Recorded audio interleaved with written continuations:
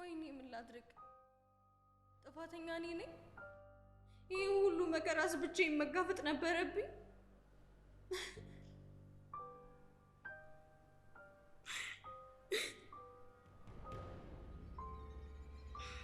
ለመሆኑ አባቱን ታውቃለሽ? ማን ነው?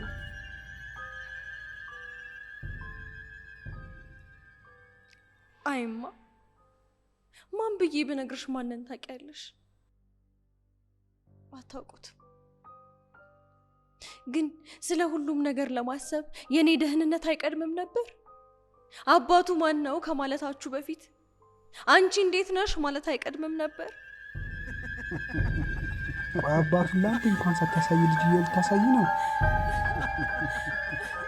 የልጄን አባት እንኳን ለእናንተ ላሳይ? እኔ ራሴ ደግሜ እንደማየው እርግጠኛ አይደለሁም።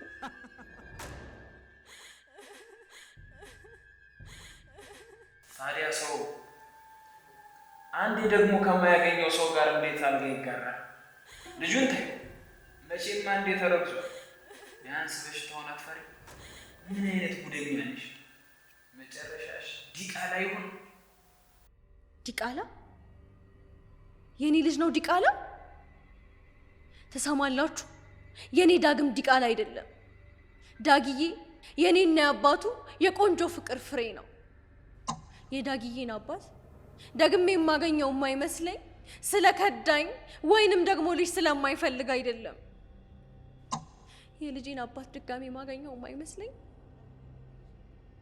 ለኔ ላንተ ላንቺ በሰላም መኖር ሲል ለሀገሩ ዘብ ስለቆመ ነው፣ ወጥቶ አደር ስለሆነ ነው።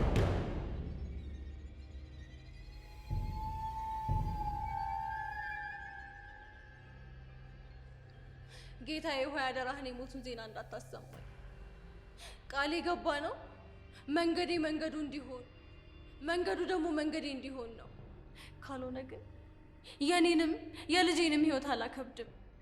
እኔም መበለት ልጄም ዲቃላ እየተባለ እንዲኖርን አልመርጥም።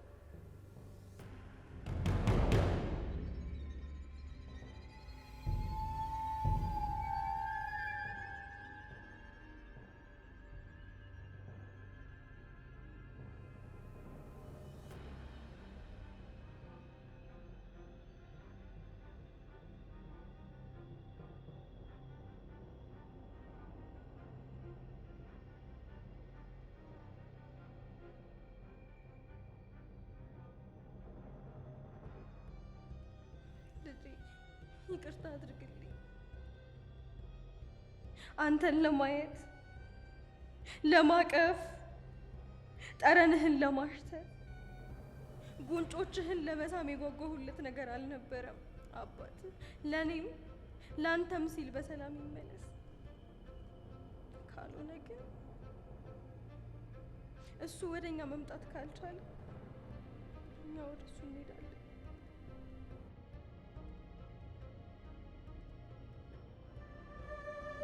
እማ እማ እማ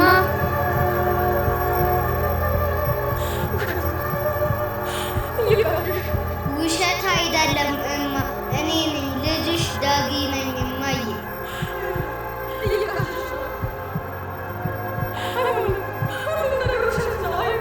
እማ እኔ ልጅሽ እኔን ማየት ማጣት መሳም ትፈልጊያለሽ? እኔም እኮ አንቺን ማየት ፈልጋለሁ እማ እማ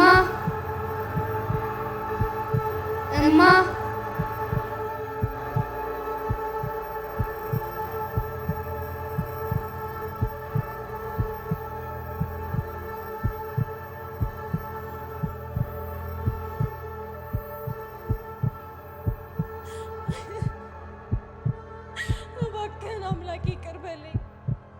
በደለኛ ልጅህ ነኝና ምህረት የሚገባኝ ልጅህ ነኝና ማረኝ። እባክህን ከዚህ ቅዠት ከሆነ ህይወት ሰውረኝ። እባክህን ሩሃማ እባካችሁ ተውኝ። ስለፈጠራችሁ ይቅርታ፣ ሰዎች ፈልገውሽ ነው ከወታደር ቤት።